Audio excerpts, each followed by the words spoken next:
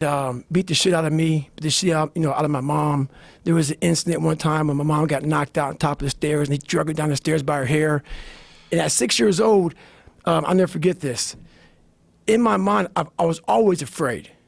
My whole life, I was afraid. But I had this fucking voice, this conscience, that would always be battling me, saying, "Hey, you got to get up and do something." I didn't want to do shit. I was just afraid, but that voice would force me to get up.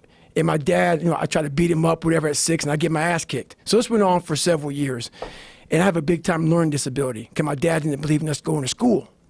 So my dad, it was about the business, the skating rink and the bar. So the skating rink opened about 7 o'clock at night. And this is the time I was able to walk.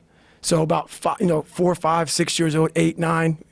And I'd go to the skating rink at 7 o'clock at night. And I worked the skating rink until 10 at night. And then we would scrape the gum off the floors, and we cleaned the whole skating rink up. And then my dad had an office. And my brother and myself would sleep in the office. And my mom would go upstairs and work the bar until 3 o'clock in the morning. And then they cleaned the bar up. So after all that shit was done with, going to school rarely happened.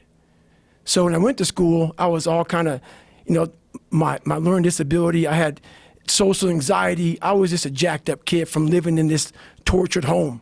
From the outside looking in, we lived in an all-white neighborhood, and then we would travel to the ghetto of Buffalo, New York, where the skating rink was at.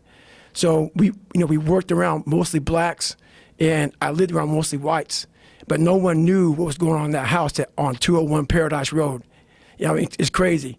But my mom got courage to finally leave him.